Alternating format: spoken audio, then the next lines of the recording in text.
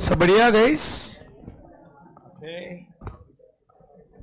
चलेगा, स्टार्ट करते हैं। So guys, warm welcome and very very very very good afternoon. कल हमने एक नया चैप्टर स्टार्ट किया था। The chapter is legal metrology act. अब इस चैप्टर में हमने प्राइमरली अभी तक क्या देखा है? We have seen the meaning of legal metrology. Read करिए क्या लिखा है। Legal metrology can be defined as that part of metrology which deals with unit of measurement, methods of measurement and measuring instrument. The ultimate objective क्या है बताइए? Public को guarantee मिले, किस पॉइंट ऑफ व्यू से? Accuracy in measurement. जो भी measurement है वो एक्यूरेट मिले, that assurance we need to give to the public. Is it right guys? Repeat करो, what is legal metrology? Legal metrology can be defined as that part of metrology which deals with unit of measurement, methods of measurement and measuring instrument. Ultimate objective is to assure public guarantee from the point of view of security and accuracy of the measurement. Very very clear guys. उसके बाद में अगर हम देख रहे हैं definition, dealer कर लिया हमने। बताइए डीलर में क्या पढ़ा? is a person who carry on directly or indirectly the business of buying, selling, supplying, distributing weights and measures, whether for cash or for deferred payment or for a commission or a remuneration or other valuable consideration, and includes what? Commission agent, importer, manufacturer who sells, supplies, distribute or otherwise deliver any weights and measure manufactured by him to the person other than the dealer. ये हमने पढ़ा. What is export? Is taking out of India to a place outside. India से बाहर लेकर जाना और India के बाहर लेकर जाना, that is export. What is import? Bringing into India from a place outside India. Then label is any written thing. Packet पे लिखा रहता है, मार्किंग रहती है। मार्क होता है ना, जैसे वेज का अलग से मार्किंग रहेगा, वेजिटेरियन एनी मार्किंग होता है कि नहीं होता? ऐसा कुछ तो होता है। नॉन वेज का रेड होता है। एनी मार्क और एनीथिंग विच इज स्टैम्प्ड, ठीक है। बहुत बार रबर स्टैंपिंग पेपर पे लगाते हैं, अलग अलग प्रिंटेड होता है। Any graphic matter which is appearing on which commodity? Pre pack commodity. तो वो कमोडिटी के बारे में जानकारी देता है।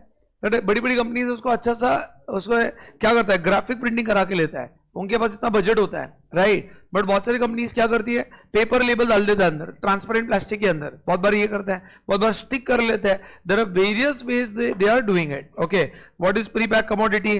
Means any commodity without the purchaser being present is placed in the package, whether sealed or opened, and have a predetermined quantity. Who is a repairer? Who repairs the weights and measure, and also who adjusts it, clean it, lubricates it. Lubrication is oiling it, correct? जिससे smoothly function करे, as well as paint any weights and measures and render any services. End of the day, what is the motive of repairing? To conform to the standards. Very clear guys. And then we have come to a stamping. सरकारी stamping होती है, उसका methods अलग अलग है, उसका mode अलग अलग है। Stamping is any impressing, casting, engraving, etching, branding और pre stress paper seal. But ये स्टैम्प करने के पीछे व्हाट इज द ऑब्जेक्ट? हम क्यों करते हैं स्टैम्प? हम बताना चाह रहे हैं कि जो भी वेट्स एंड मेजर है वो स्टैंडर्ड्स के हिसाब से है, एंड जो भी मार्क है वो कहीं ना कहीं डेफिनेटली स्टैंडर्ड जो है वो कहीं ना कहीं as per the standard work कर रहा है, ये हम सर्टिफाई करना चाहते हैं, ठीक है। तो यहां तक हमने कल पढ़ा था, वेरी क्लियर। हमने इंडेक्स देखा, हमने कल पूरे डेफिनेशन जितने लाइंस है, बट इस हर डेफिनेशन इंपॉर्टेंट नहीं है, ठीक है ना बात। तो मैं कराऊंगा सारे चीजें, दैट्स फॉर श्योर, बट आपको मैं अभी 2-4 डेफिनेशन लेकर मैं प्रोविजन पे आने वाला हूं, फिर आगे जाके बीच बीच में डेफिनेशन और कवर करेंगे। Is it very clear guys? तो आज से मैं प्रोविजंस पे स्टार्ट हो रहा हूं, करे। तो अब देखो, what is the meaning of legal metrology? Almost the same. आइए, legal metrology means that part of metrology which treats unit of measurement, methods of measurement and weighing and measuring instrument, and in relation to mandatory legal requirement with the object. हमारा motive क्या है? ये ऊपर था ना same, what is legal metrology and what is the object? ये ऊपर same चीज जो पहला पैराग्राफ था। objective is to give public guarantee, security and appropriate accuracy for measurement. ये पहले ही पढ़ा हमने। सेम चीज यहां पर डेफिनेशन में जो हम नहीं लिखेंगे, रीड करो फिर से। Legal metrology is that part of metrology which treats unit of measurement, weights and measurement, methods of weightment and measurement and weighing and measurement instrument in relation to mandatory technical legal requirement. What is the object? Object of ensuring public guarantee from point of view of security and accuracy of the weightment and measurement. Is it very clear? तो ये already same है, आप लिख सकते हैं refer to the which page number, बताइए आपकी book में क्या पेज नंबर है? 30.2 है ना, 2 पर है, स्टार्टिंग में है ना। 13.5 पे ये है, बट पहले क्या हुआ है 13.2 में? गुड मॉर्निंग ये छोरा, ऐसा मत कर यार, या तो लंच ज्यादा हो गया तेरा। चलो अपने मन की बात नहीं बताना है। हाँ चलो बताइए, आगे बढ़ते हैं। Next is who is a manufacturer. सुनो मेरी बात, मैन्युफैक्चरर हो सकता है कि सिर्फ अपना ब्रांड नेम लगा रहा है, मैन्युफैक्चर किसी और से करवा रहा है, या हो सकता है कि स्पेयर पार्ट बाहर से बना रहा है और बाकी पार्ट आप खुद बनाकर असेंबल कर रहा है। हो सकता है पूरे पार्ट्स बाहर से बनाए असेंबल करके बेच रहा है। आजकल आउटसोर्सिंग का जमाना है। कैडबरी कंपनी में खुद बहुत सारे चॉकलेट बनाती है, बनवा कर लेती है।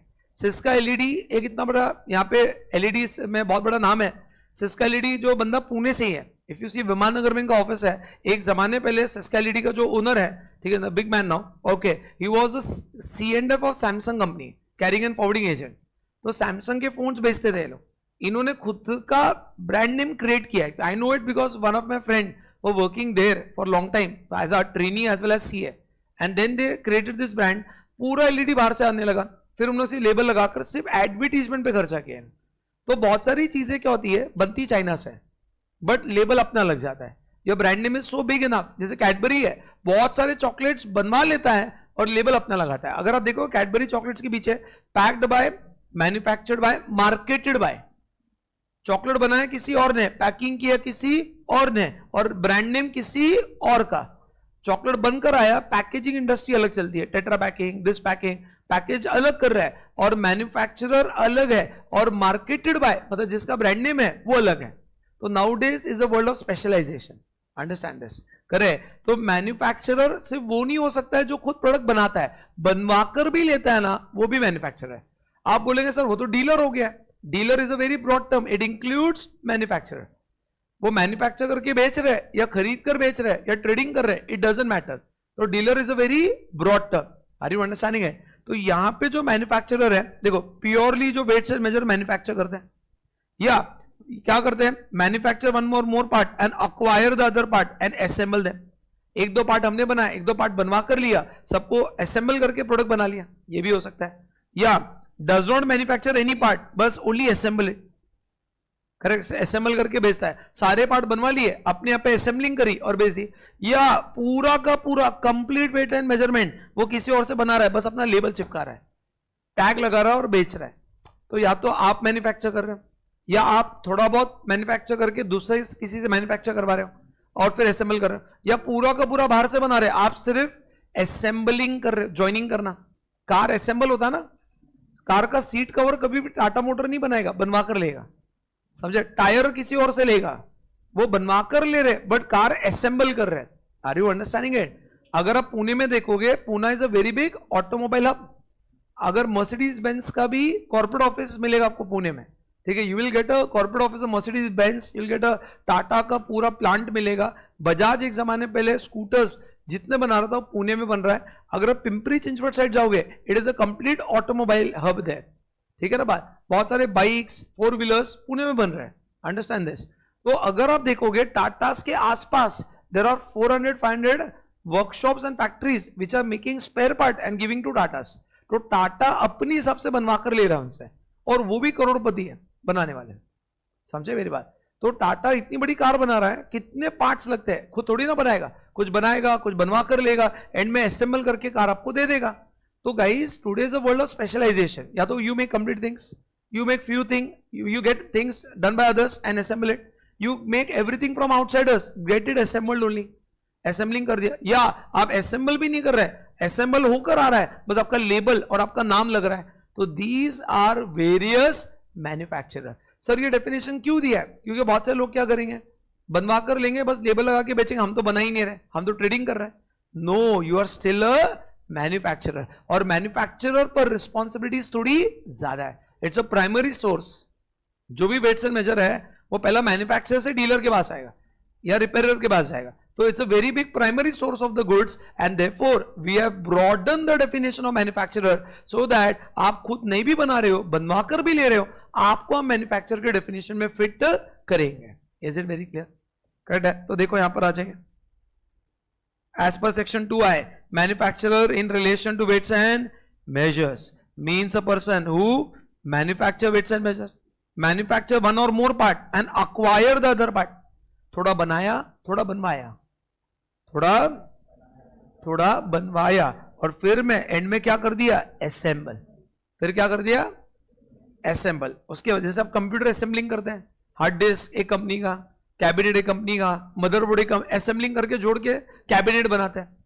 बनाते कि नहीं बनाते? डेस्कटॉप करते कि नहीं? बहुत सारे लोग इसमें करते हैं, अलग पार्ट अक्वायर करते हैं, खुद फिटिंग करके, ग्राफिक कार्ड एक कंपनी का, रैम एक कंपनी का बन लिया और असेंबल करके बेच रहे हैं। It happens, right? तो असेंबलिंग, और does not manufacture any part but assembles the part. पूरे पार्ट्स बाहर से बने, हम सिर्फ असेंबलिंग कर रहे हैं। या फिर हम लोग कंप्लीट वेट एंड मेजर कोई और ही बना रहा है, हम असेंबल भी नहीं कर रहे हैं, बस हम अपना मार्क दे रहे हैं, ट्रेडमार्क, हम अपना ब्रांड नेम दे रहे हैं, लेबल हमारा लग रहा है और हम बेच रहे हैं। तो these are the various manufacturers. Is this very clear guys? पक्का? लीगल मेट्रोलॉजी खत्म हो गया है, ठीक है, मतलब डेफिनेशन। उसके बाद में मैन्युफैक्चरर, पर्सन। अब पर्सन तो एक कॉमन डेफिनेशन टैक्स में भी आता है। पर्सन सिर्फ अभी टैक्स में हम लिखेंगे HUF, ठीक है ना, AOP, BOI। बेटर एक वर्ड से, जैसे आप कॉन्स्टिट्यूशन पढ़ते हो, स्टेट वर्ड से आप क्या रिप्लेस करते हो? Central government, state government, all those under the control of the centre and the state and local bodies. Correct guys? तो एक वर्ड रिप्लेस करता है, what is that word? State. हाँ, yes, what is the word? State. तो state word is replacing so many thing. तो act में हमें drafting करने में आसान होता है, इसलिए हमने जरूरी नहीं है कि partnership comma HUF comma this comma that, ये लिखने से बेटर हम कौन सा वर्ड यूज करेंगे? पर्सन। क्या वर्ड यूज करेंगे? पर्सन। तो देखो, person means, person includes what? HUF, ठीक है, department, anything under the control of the government, local authorities, company, firm, trust, societies and under the act. ये सभी लोग को हमने एक वर्ड से रिप्लेस किया है, that is person. Is that very very clear? तो गाइस, इसमें से मेन डेफिनेशन सिर्फ मैन्युफैक्चरर है, जो चार्ट फॉर्म में हम लिखेंगे, समराइज लिखेंगे। इसके आगे वाले डेफिनेशन इज ABC में से C एनालिसिस, बट फिर भी हम करेंगे। मैं ये नहीं बोल रहा हम नहीं करेंगे, अभी नहीं करेंगे, बीच बीच में एक आधा डेफिनेशन लेता रहूंगा। Is it very clear? Correct है? तो अभी हमने 3 डेफिनेशन कवर किए, लीगल मेट्रोलॉजी, मैन्युफैक्चरर, पर्सन, जिसमें legal metrology is already done, ठीक है ना। Now I am getting written is manufacturer, and person लिखने की जरूरत नहीं है। ओके, तो आइए बुक में आइए आपके।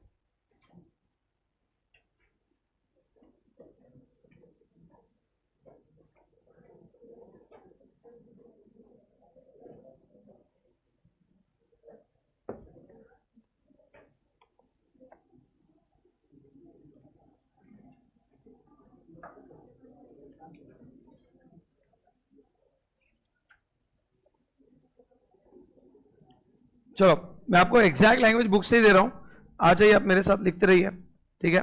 मैन्युफैक्चरर में 4 पार्ट्स है। कितने पार्ट्स है? 4, ठीक है। पहला पार्ट है who manufactures,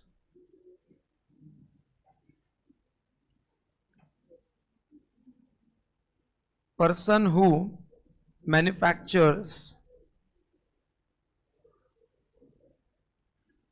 weights or measure, person who manufacture weights or measures, लिख रहा है, person who manufacture weights or measures. Second, manufacture one or more parts and acquires other parts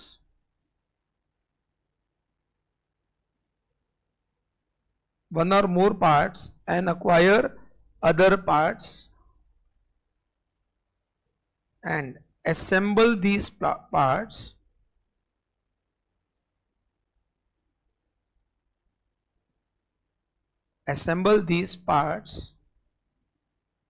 and claim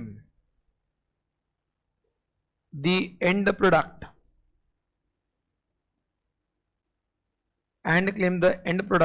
to be weight or measure.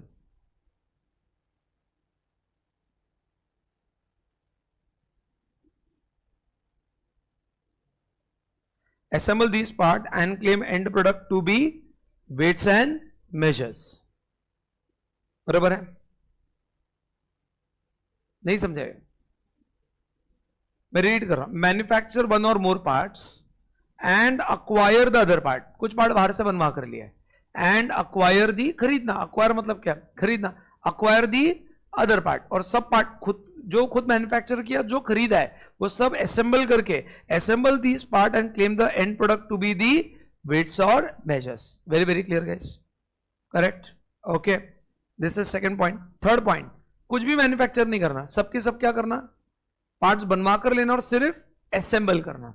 समझे? एक भी part नहीं बन रहा है, सब चीज बाहर से आ रही है. करेक्ट. तो ये आता है third point.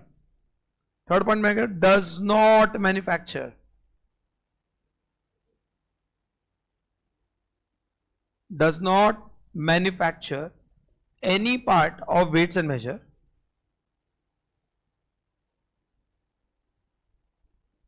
any part of weights and measures, does not manufacture any part of weights and measures. Correct. But क्या कर रहा है वो? असेंबल कर रहा है. करेक्ट है. But assemble these parts, but assemble these parts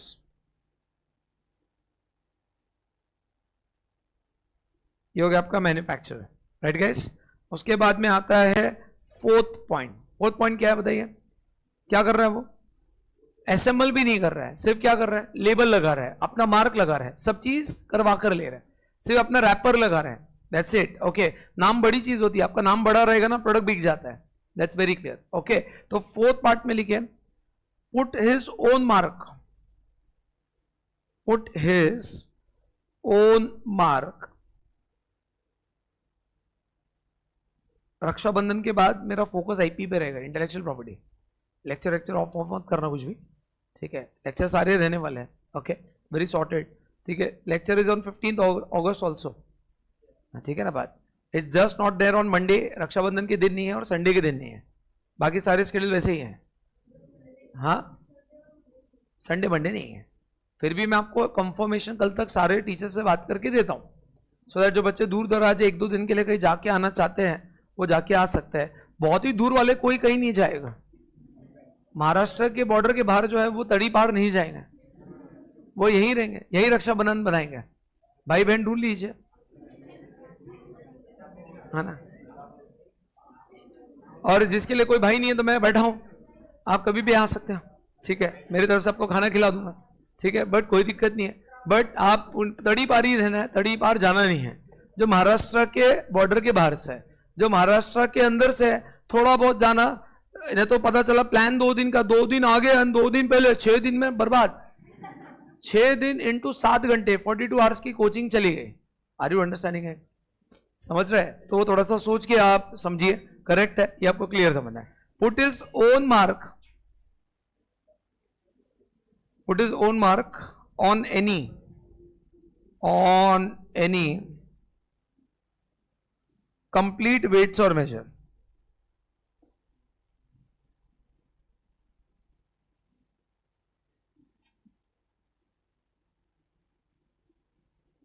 okay.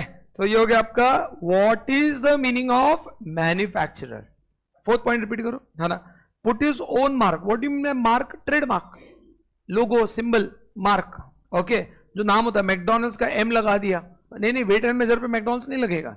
मैं एग्जांपल ले रहा हूं. करेक्ट. एप्पल का ड्राइंग आ गया, तो ये जो लोगो है, वर्ड है, सिंबल है, वो उन्हें अपने प्रोडक्ट पे लगा दिया. कैडबरी कंपनी वही करता है. आप गारंटी बोल रहा हो, आप जितने चॉकलेट्स खरीदते हो ना, वो बनाते ही नहीं है, वो बनवा कर लेता है. That's very clear.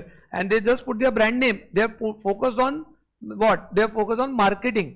उन्हें मैन्युफैक्चरिंग में कभी ध्यान दिया ही नहीं है. Correct? Put his own mark on any of the complete weights and measure. So guys, this was your about manufacturer who is a person. तो आज है ना आपके चैप्टर का बर्ड्स आई व्यू बनने वाला है. आज जो मेरा फोकस है पढ़ाने से ज्यादा ओवरव्यू देना कि मैन्युफैक्चरर कौन है, ऑफिसर कौन है, ईडी कौन है, डायरेक्टरेट कौन है, एक पूरा इकोसिस्टम बनाकर देना, ये मेरा मोटिव है. हर चैप्टर जब स्टार्ट होता है तो हम लोग क्या करते हैं, तो बैकग्राउंड, लीगल फ्रेमवर्क, डेफिनेशंस, ये आ गया. अब आपका डेफिनेशन मेनली खत्म हो गया, ये तो कवरेज पॉइंट ऑफ व्यू से मैंने बुक में डाल दिया है. ये जितना मॉड्यूल में दिया तो मुझे डालना पड़ेगा, इंस्टीट्यूट का धर्म है तो पूरा करना पड़ेगा.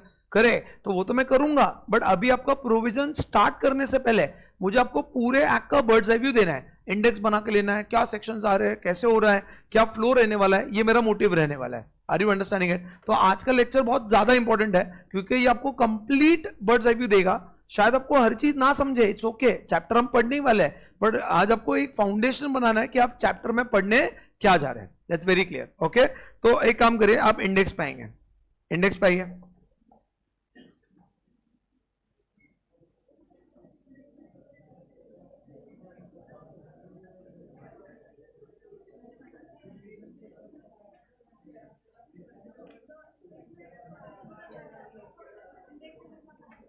बाकी इंडेक्स पे लिखना बाकी ना, सिर्फ डेफिनेशन नहीं लिखा है. एक बाकी रह गया, कौन सा? ठीक है, लिखवा देंगे ना, क्या प्रॉब्लम है, रह गया होगा. चल, सो गाइस आइए, चलो चलो चलो चलो, अब आइए. ये देखो, ये सबसे इंपॉर्टेंट पार्ट है. देखो, सबसे पहले प्रिलिमिनरी में क्या हो रहा है guys, section 1 title, extend, commencement. Section 2 definition. Act to override मतलब बाकी लॉ भाड़ में जाए, that is section number 3. Clear cut है ना, ये लिखा है act to override any other law. ये सेक्शन आपके इसमें नहीं है, ठीक है, तो ये प्रिलिमिनरी खत्म हो गया. अब अगर हम बात कर रहे हैं, this is very important, which is chapter number 2. दिख रहा है आपको ये? चैप्टर 2 में क्या बोल रहा है, स्टैंडर्ड वेट से मेजर यूज करो.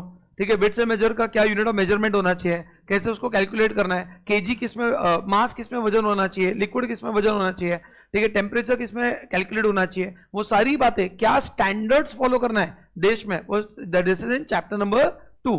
तो एक काम करेंगे, आप बुक में लिखोगे, इंडेक्स में लिखोगे section number 4, section number 4 unit of weights and measurement.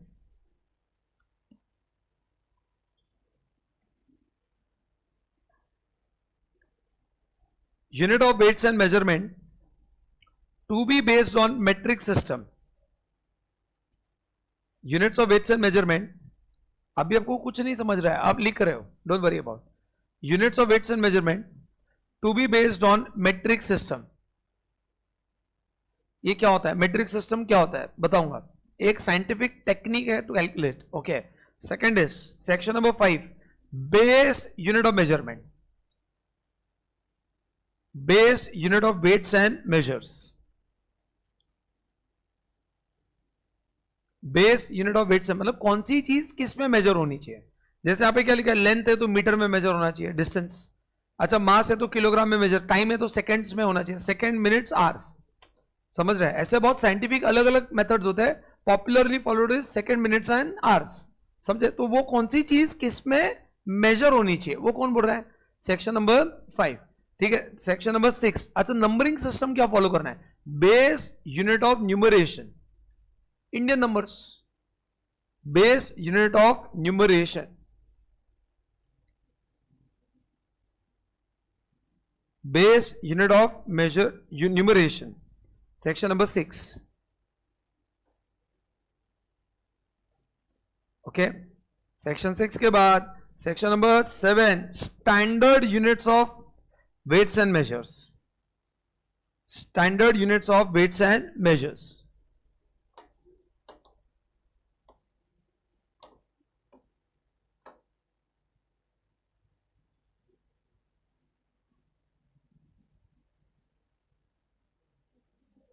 एक क्वेरी है, बच्चा पूछ रहा है, sir what is pre determined quantity. जो भी प्रोडक्ट प्री पैक कमोडिटी खरीदते हैं आप, उसके ऊपर क्वांटिटी डिफाइन होती है कि नॉट डिफाइंड. बस प्री डिटरमाइंड, पहले से डिटरमाइन कि इसमें 100 ग्राम है, आप वजन करते हो या पहले से डिफाइन करके रखा है. तो जो भी पैक कमोडिटी आता है वो वजन के साथ आता है with a fix quantity, right. But वो क्वांटिटी कंफर्म कब की है, बेचने के बाद या बेचने से पहले? बहुत पहले ही प्री डिटरमाइन करके रखा है, that is pre determine quantity. Is it very clear Ashish and Lakshya? Okay, तो आगे लिखेंगे, क्या लिखा आपने? Section number 7, standard weights and standard units of weights and measures. Section 7 लिखा। Section number 8, standard weight measures और numerical. Standard weight measures and numerical. आपको कुछ भी नहीं समझ रहा है, बस लिखिए, आएगा। Standard weight measures and numerical. Which section number is this? 8. Correct है. Weight, measures and numerical. Section number 10 है directly. 10 भी, एक सेकेंड रुको, 11 है, 11. 9 भी नहीं है, 10 भी नहीं है, 11 है. ओके, 11 पे आइए. हाँ, 11 में आप लिखोगे prohibition of quotation etcetera, prohibition of quotation etcetera otherwise than in terms of, prohibition of quotation etc. otherwise than in terms of, otherwise than in terms of standard units of weights, measures or numeration. Standard units of weights, measure and numeration. Standard units of weight, measure and numeration.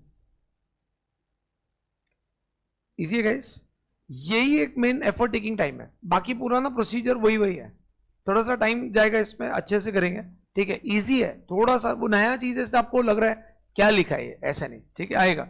मैंने बताया नहीं अभी तक आपको। Section number 11, section 12, any custom usage, any custom usage etc. any custom usage etc.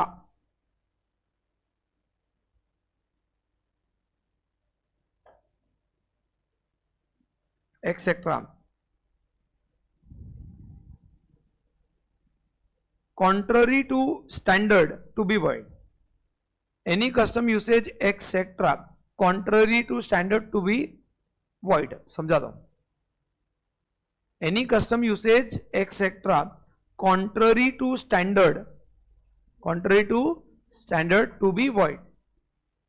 मैं जैसे example है कि लॉ ने बोला the you should sell the mass in kilograms, but you are selling on quantity base, per unit कितने का है। जैसे watermelon should be get in basically what, kilograms. Example, अभी इतना ग्राउंड लेवल पे चेकिंग नहीं होती है, बट आप बेच रहे हो पर वाटरमेलन आपको 100 रुपीज देना है, एग्जाम्पल है। तो आपने कस्टम से उस एरिया का रिचुअल से कि कोई भी वजन पे नहीं खरीदता है, सब लोग क्वांटिटी पे खरीदते हैं, तो कस्टम प्रिवेल करेगा या लॉ प्रिवेल करेगा? Law prevail. Custom is contrary, contrary मतलब ऑपोजिट, तो what then it will be void. What will be void? Customs. उस एरिया के जो कस्टम्स है, रिचुअल्स है, वो क्या माने जाएंगे? Void. Are you understanding it? नहीं भी समझाओ तो मैं सेक्शन में आने वाला हूं, don't worry about it, but मैं ये बता रहा हूं कि कस्टम अलग बोल रहा है, लॉ अलग बोल रहा है, तो custom will be void and law will prevail over custom. खत्म हो गया, करेगा इस। तो ये मेन चैप्टर है। अब बाकी तो वही है, powers of the officer, action कैसे लेंगे, नोटिस कैसे देंगे, ये लॉ का क्रक्स है। अब इसको ब्रीच करेंगे तो अब क्या आएगा, देखो, एक आएगा डायरेक्टर, एक आएगा कंट्रोलर, एक आएगा legal metrology officer. What is director and what is controller? Controller is like ROC, record keeping, licence देना, रजिस्टर करना। Controller is like a nodal officer, जो आपका पूरा रिकॉर्ड रखता है, आपको लाइसेंस देना, रजिस्ट्रेशन देना, रिकॉर्ड देखना, फाइलिंग्स देखना, एडमिनिस्ट्रेटिव वर्क। एंड जो डायरेक्टर लेवल जब भी आता है, एक बात याद रखना, हर लॉ में ईडी, जैसे enforcement directorate, directorate of this, तो डायरेक्टरेट वाले लोग क्या करते हैं? Ground investigation. क्या करते हैं? कंप्लेंट आई है, रिलायंस स्टैंडर्ड वेट से मेजर फॉलो नहीं कर रहा है, डायरेक्टर के लोग जाएंगे और उस पर इन्वेस्टिगेशन करके आएंगे। तो डायरेक्टर का काम क्या है? लॉ को इंप्लीमेंट हुआ है नहीं हुआ है वो चेक करना। और कंट्रोलर का काम क्या है? एडमिनिस्ट्रेटिव काम करना, पूरा रिकॉर्ड का रजिस्ट्रेशन करना। और ये दोनों को हेल्प कौन करेंगे? लीगल मेट्रोलॉजी ऑफिसर जो इनके असिस्टेंट रहेंगे, समझे मेरी बात। तो director is into inquiry and investigation, ठीक है। Controller is into the administrative work, record keeping, and the legal metrology officer will assist both the director as well as the controller. Is it very clear?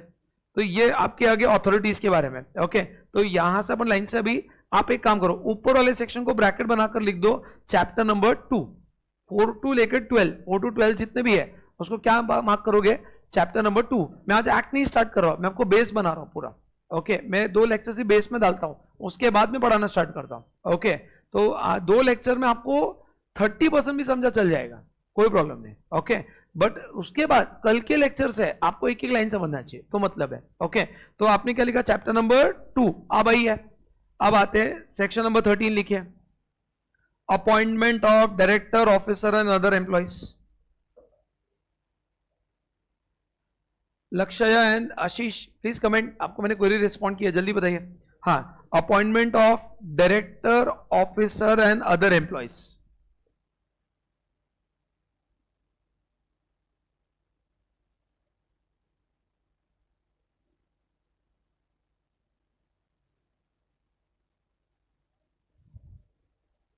Appointment of director officer and other employees. Next फिर controller appoint होगा और उसके officer. Appointment of controller officers and other employees, section number 14।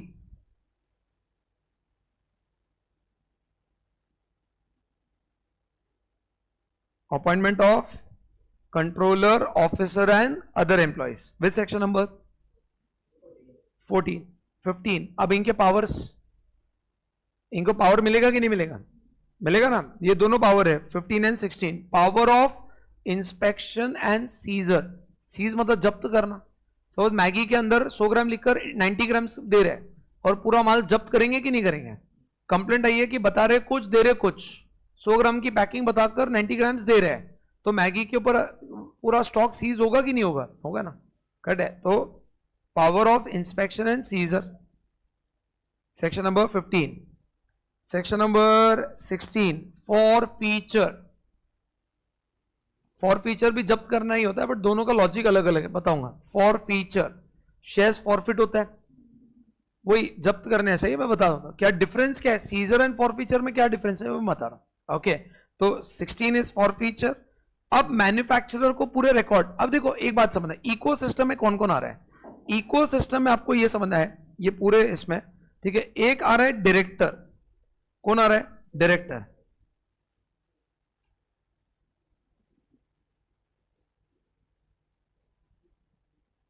हाँ, एक कौन आ रहा है, director.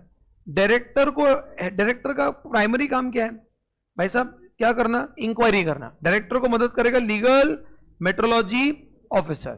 दूसरा रहा है कंट्रोलर, जो सारे रिकॉर्ड लाइसेंस की बात कर रहा है, कंट्रोलर, ओके। कंट्रोलर के नीचे आ रहा है लीगल मेट्रोलॉजी ऑफिसर। अब ये दोनों भी किस पे निगरानी रखेंगे, 3, कौन 3, मैन्युफैक्चरर। क्या कौन क्या मैन्युफैक्चर करता है, वेट्स एंड मेजर्स, वजन काटा बनाना, ये बनाना। बहुत बड़ी कंपनीज है, करोड़ों के ट्रांजैक्शन होते हैं।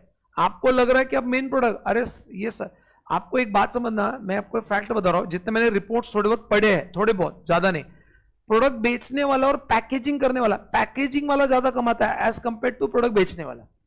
जो पैकेजिंग इंडस्ट्री है ना पूनम में बहुत बड़ी है, टेट्रा पैक। टेट्रा पैक का तो पूरे टेट्रा पैक करके कंपनी है अपने पुणे में, जो पूरा टेट्रा पैकिंग कर दी है, बिग प्रॉफिट्स।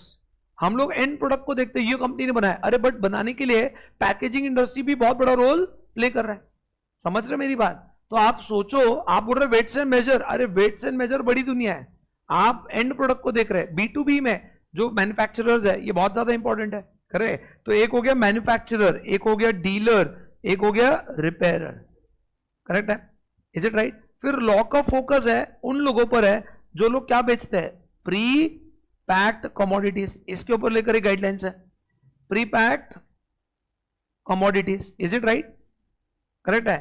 तो प्री पैक कमोडिटी, जितने भी इंडस्ट्री प्री पैक कमोडिटी पर है, इन्हें भी कुछ ना कुछ स्टैंडर्ड्स फॉलो करने पड़ेंगे। अच्छा, और एक जगह पे फोकस है, इंपोर्टर, जो वेट्स एंड मेजर को क्या करते हैं, इंपोर्ट करके बेचते हैं। तो इकोसिस्टम में देखो, एक तरफ डायरेक्टरेट है, एक तरफ कंट्रोलर है, सरकार के भी पे लॉ इंप्लीमेंट करने के लिए। फिर स्पेशल कोर्ट्स आएगा, ये कौन लोग हैं? ये लोग हैं एग्जीक्यूटिव, लॉ इंप्लीमेंट करने वाले लोग। अब लॉ इंप्लीमेंट हो गया, जुडिशरी मैटर कहा जाएगा कोर्ट्स, जुडिशरी मैटर कहा जाएगा स्पेशल कोर्ट की स्थापना होगी, करेक्ट। तो there is another area which is talking about special court. तो ये दोनों में फाइट है, director versus importer, director versus repairer, control versus repairer, ये मैटर कहा जाएगा स्पेशल कोर्ट में जाएगा। Are you getting it? Correct है। अब वेट्स एंड मेजर कोई इंपोर्ट कर रहा है, कोई मैन्युफैक्चर कर रहा है, कोई डीलर है, कोई रिपेयरिंग कर रहा है, तो ये तो वेट्स एंड मेजर के मेन सोर्स वाले लोग हैं। इसके बाद बहुत सारे लोग क्या करते हैं, प्री पैक कमोडिटी बनाकर बेचते हैं।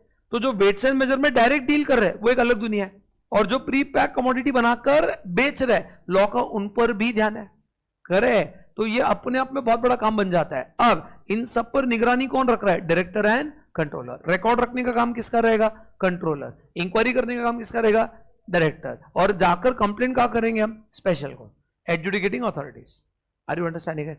तो ये पूरा इकोसिस्टम है। अब इन्हें क्या फॉलो करना है? Standards of weights and measure. ये मास है तो किलोग्राम में वजन करो, लिक्विड है तो लीटर में वजन करो, लेंथ है तो मीटर में, कपड़ा आता है ना मीटर पे, डिस्टेंस मीटर किलोमीटर, करेक्ट है। तो आपको हमेशा किस में मेजर करना है? Metres and kilometres. Are you understanding है? तो ये सब चीज है, क्या किस में मेजर करना है लॉ ने आपको बता दिया, लॉ ने इनको सबको बता दिया। Is it right? करेक्ट। तो अब ये देखो, अब यहां से आपके लॉ में क्या आ रहा है? अब अथॉरिटी आ रही है। कौन सी अथॉरिटीज आ रही है? Director and controller. तो अब डायरेक्टर कंट्रोलर, डायरेक्टर कहां पर अपॉइंट हो रहा है? 13। कंट्रोलर कहां पर अपॉइंट हो रहा है? 14। अब 15 में उनका पावर, 16 में उनका पावर, पावर भी तो देना पड़ेगा। अपॉइंट किया but no power, no use, same power, inspection, inquiry, search, seize, correct. अब 17 में किसकी बात हो रही है? मैन्युफैक्चरर। 18 में declaration on pre pack commodity. आप जो प्री पैक कमोडिटी बेचते हैं, पैक करके रखते हैं, उसके ऊपर क्या क्या डिक्लेयर होना चाहिए, ये 18 से आ रहा है। आपका कार्ब्स कितना, एनर्जी कितना, प्रोटीन कितना, वेट कितना, मैन्युफैक्चरिंग एक्सपायरी डेट, एमआरपी, ये सब यहां से आया है। सेक्शन 18 ने उनको मजबूर किया है कि प्रोडक्ट पे सारी बातें प्रिंट करी है। आपका क्लाइंट अगर नया प्रोडक्ट स्टार्ट करेगा, आपको बोलेगा हमें बताओ बाय लॉ हमारे प्रोडक्ट पे क्या क्या प्रिंट होना चाहिए, आपको प्रॉपर सेक्शन के साथ बताना पड़ेगा, सर आपके प्रोडक्ट में ये बातें प्रिंट होनी चाहिए। सेक्शन 18 ने बोला रेफर टू रूल्स, और रूल्स में लिखा है। आर यू अंडरस्टैंडिंग है? करेक्ट है। तो एक मिनट, आपने क्या लिखा है? क्या लिखा आपने? 17 लिखा है क्या? नहीं लिखा। तो 16 तक है ना। अब मैन्युफैक्चरर की बात हो रही है। कौन सा मैन्युफैक्चरर? वेट्स एंड मेजर जो मैन्युफैक्चर करते हैं। बताओ कौन सी बड़ी कंपनी बता आपको वेट्स एंड मेजर में? सैमसुई क्या बनाता है? SANSUI। सैमसुई क्या बनाता है? टीवी ना, वेट्स मेजर में भी है। गाड़ी वजन करने वाली मशीन्स बनाते हैं, ट्रक के ट्रक वजन होते हैं। ट्रू, हो सकता है ऐसा होता है ना, ट्रक का ट्रक माल वजन करना है, पूरा ट्रक गाड़ी वजन वेइंग मशीन पर रख दिया, वजन किया है, होता है ना ऐसा। बड़े बड़े लोखंड, बड़े बड़ी चीजें कहीं तो मेजर होती रहेंगी, राइट? करेक्ट है। तो वो एक एग्जाम्पल दे रहा है। Anyone else? हाँ, फालतू बात नहीं करना। हाँ हाँ, सफल, ओके, चाइना से इंपोर्ट करता है, ठीक है। अब ये देखो सेक्शन नंबर 17 लिखिए, manufacturer to maintain the records and registers. Manufacturer to maintain the records and registers.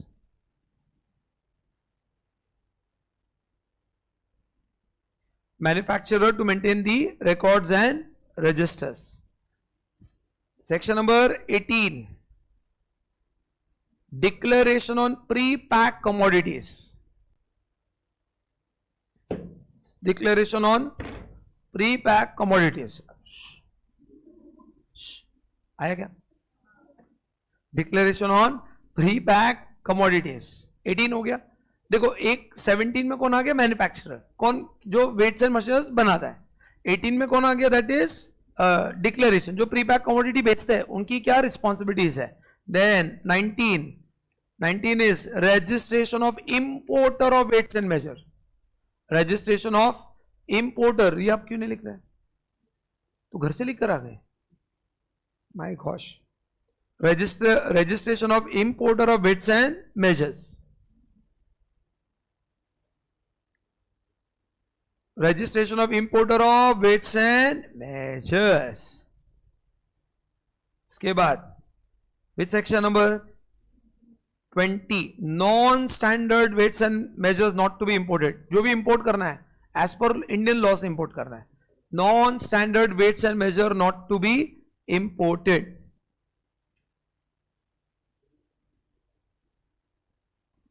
Non standard weights and measure not to be imported मतलब समझ रहे हैं, इंडिया में हर मास जो बिकता है वो किलोग्राम से बिक रहा है. बाहर वेइंग मशीन बताता है लीटर में मेजर करिए. एग्जाम्पल ले रहा हूं.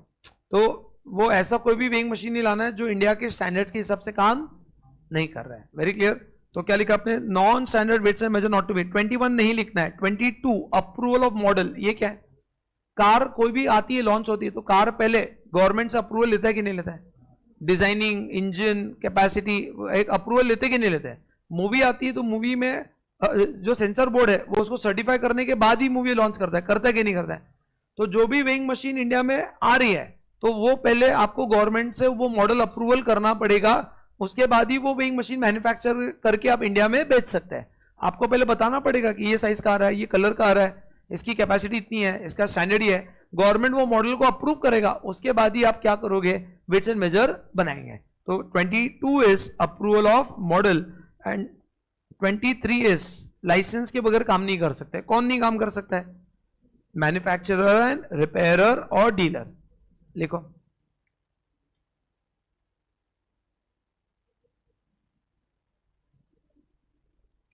"23 is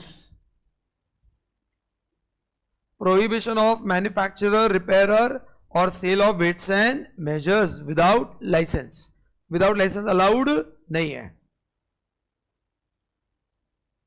ये पूरा चैप्टर नंबर 3 हो गया.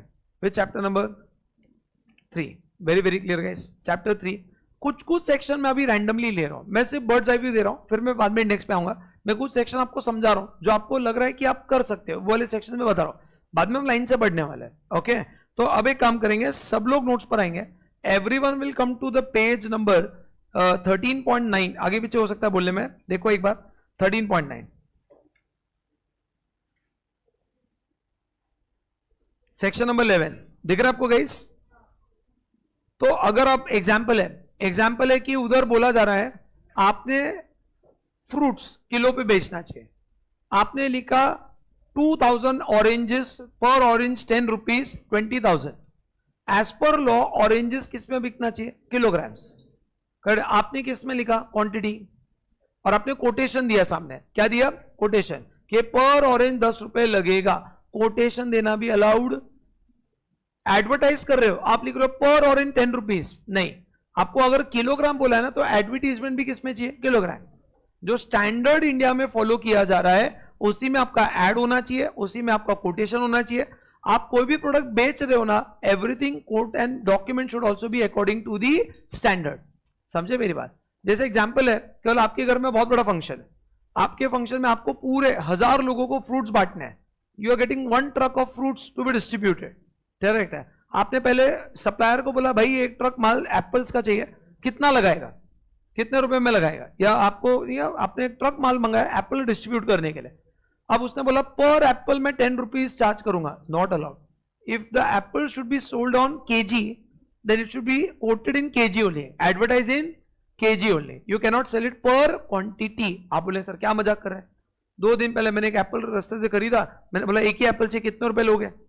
छोटे स्केल पर ये चीज मैटर, इतने ग्राउंड लेवल पे कोई आके चेक नहीं करता है. बट बड़े स्केल पर जब आप कर रहे हो, बिल दे रहे हो, इनवॉइस दे रहे हो, कोटेशन दे रहे हो, टेंडर भर रहे हो, everything should be in standard. Non standard करोगे वो वॉइड माना जाएगा. तो सेक्शन 11 बोलता है कि everything should be as per the standard weights and measure. जैसे एग्जाम्पल दे रहा हूं, देखो एक सेक्शन है इधर, सेक्शन नंबर 5, कौन सी चीज किसमें मेजर होनी चाहिए, लॉ ने बोल दिया. ठीक है, जैसे एग्जांपल लेंथ किसमें मेजर होना चाहिए, मीटर. किसमें मेजर होना चाहिए, मीटर है. करेक्ट है. मास किसमें मेजर होना चाहिए, किलोग्राम. किसने बोला, ये लीगल मेट्रोलॉजी है. करेक्ट है. टाइम किसमें मेजर होना चाहिए, यूनिट ऑफ मेजरमेंट है. अभी कुछ यूनिट आपको जैसे साइंस के वर्ड्स है, electric current in ampere, school days में सुना होगा. अभी आपने नहीं पढ़ा होगा तो एम्पियर आप बोलेंगे कुछ तो है, it's a unit of measurement. Correct है. अब थर्मोडायनेमिक टेम्परेचर केल्विन, एक तो डिग्री सेल्सियस होता है, केल्विन का ही पार्ट होता है. करेक्ट. उसके बाद intensity, what is intensity, electricity, speed of electricity. Correct, is candela. And substance in mole molecules. Are you understanding it? तो ये सारे चीज, कौन सी चीज किसमें मेजर, अब मोल्स नहीं पता है आपको या कैंडेला नहीं पता है, इट्स ओके। जैसे किलोग्राम होता है एक ऐसा टर्म है, समझो मेरी बात। तो ये लॉ ने बोला है कि this thing should be measured in this thing, correct है। अब जब आपको मास बोला गया किलोग्राम और आप वजन कर रहे हो according to the size, length और बेसिकली क्वांटिटी, अलाउड और not allowed? Not allowed. Section 11 ने मना कर दिया। सेक्शन 11 पढ़िए, देखो क्या लिखा है। Every person should use only what? Standard weights measure और न्यूमरेशन। स्टैंडर्ड वेट मेजर और numeration in relation to the goods and services. भले उसका वो कोट दे रहा है, अनाउंसमेंट कर रहा है कि 10 रुपए में ऑरेंज, 10 रुपए में ऑरेंज, अनाउंसमेंट कर रहा है, ठीक है। प्राइस लिस्ट कैटलॉग दे रहा है, इनवॉइस बना रहा है, मेमो बना रहा है, ठीक है, एडवर्टाइज कर रहा है। अच्छा, प्री पैक कमोडिटी, ऑरेंजेस का वजन लिखना पड़ेगा आपको, आधा किलो है, 4 quantity, suppose half a kg है, 4 क्वांटिटी, आपने 4 लिखा चलेगा, बट आधा किलो भी लिखना पड़ेगा। समझे मेरी बात? तो आप जब कोई डीमार्ट में जाता है, रिलायंस फ्रेश में जा रहा है, वहां से कुछ फ्रूट्स खरीद रहा है, तो उसके ऊपर क्वांटिटी लिखी रहेगी 4 ऑरेंज 5 ऑरेंज, बट वेट भी लिखा रहेगा। Are you understanding? क्योंकि as per standard mass should be weigh in kilograms, correct guys? तो कहीं भी कुछ भी वो डिस्प्ले कर रहा है, आपको कंपल्सरली क्या फॉलो करना पड़ेगा? Standard unit weights measures and numeration. Very clear guys? And अगर आप अगर आप प्रोडक्ट क्या कर रहे हो? एक्सपोर्ट कर रहे हो, क्या कर रहे हो बेटा? शायद उस कंट्री में mass is not in kilogram, something else, तो आपने पैकेज करके दूसरी क्वांटिटी लिख दी, चलेगा, क्योंकि आप इंडिया में बेचने के लिए नहीं बना रहे हो, उस कंट्री के लॉज अलग रहेंगे। सपोज इंडिया से हम लोग क्या बेच रहे हैं? ऑयल, और इंडिया में ऑयल बिकता है लीटर्स पे, ठीक है ना बात, और वहां पर बिकता है किलो पर, तो आपने 1 kg लिखकर भेजा, इंडिया के स्टैंडर्ड को मैच, बट आपने ये प्रोडक्ट क्यों बनाया? सपोज आपने यूएस के लिए बनाया, तो यूएस में क्या स्टैंडर्ड है? किलोग्राम्स। हम लोग क्या फॉलो कर रहे हैं? लीटर्स। एग्जाम्पल ले रहा हूं, तो अलाउड और not allowed? Allowed, because you are exporting the goods, but वही ऑयल आपको इंडिया में बेचना है, और आप उधर लिखते हो 1 kg, लीटर भी लिखना पड़ेगा, लीटर इज मैंडेटरी। अगर लीटर नहीं लिखोगे, it is not according to the standard, standard के हिसाब से नहीं है। तो इन शॉर्ट सेक्शन 11 बोलता है कि आपने कोई एडवर्टाइज किया, आपने बेसिकली कैश मेमो दिया, प्रोस्पेक्टस दिया, ब्रोशर दिया, कोटेशन दिया, कहीं भी आपने पब्लिक अनाउंसमेंट किया, आपके शब्दों में, लैंग्वेज में भी, डॉक्यूमेंट्स पे भी क्या रिफ्लेक्ट होना चाहिए? स्टैंडर्ड। बट अगर आप एक्सपोर्ट कर रहे हो, अगर आप एक्सपोर्ट कर रहे हो, तो स्टैंडर्ड नहीं लिखा तो भी चल जाएगा। Section number 11। Very clear guys? Section 12 customs कुछ अलग बोल रहा है, आपको याद आ रहा है source of law GH, customs and usage, वो मैंने बताया था,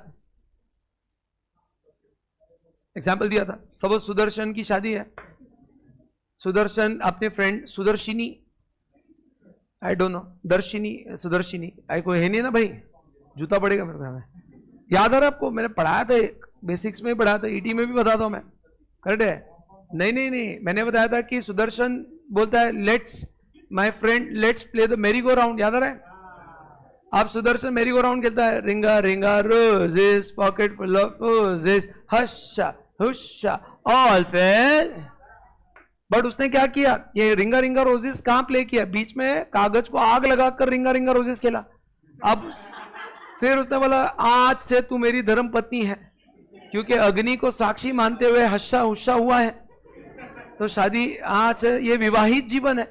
याद आ रहा आपको? ये अब सुदर्शनी कोर्ट गई, बोले पागल हो गया सुदर्शन, है ही और हो गया।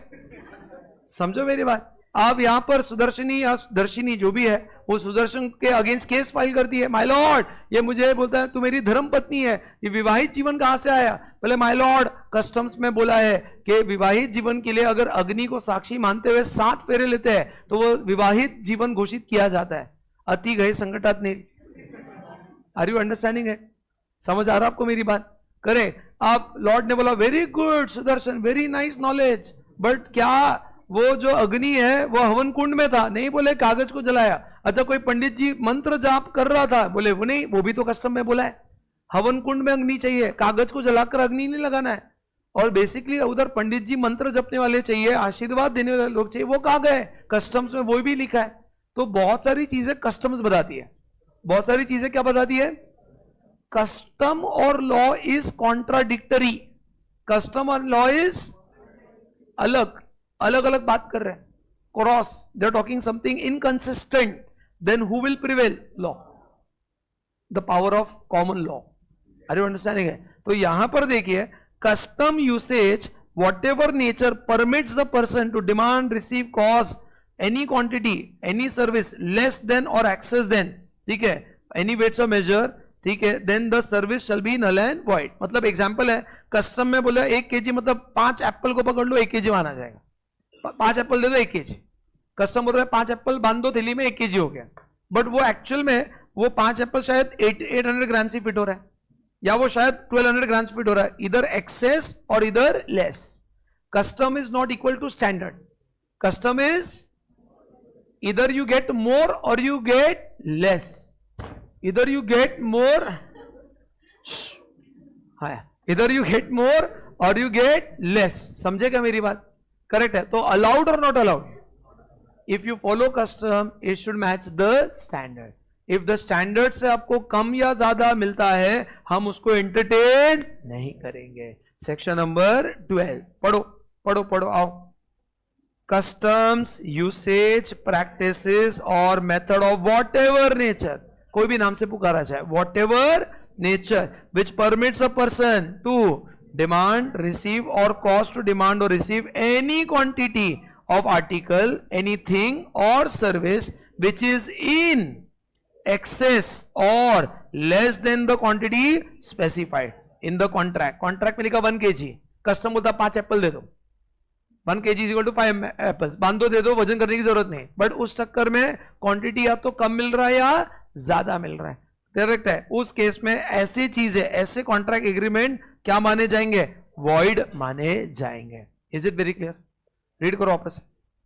Customs, usage, method of whatever nature which permits a person to demand, receive or cause to demand, receive any quantity of article, thing or service in excess of or less than the quantity specified by the weights or measures in the contract or agreement, to then such thing or service shall be void।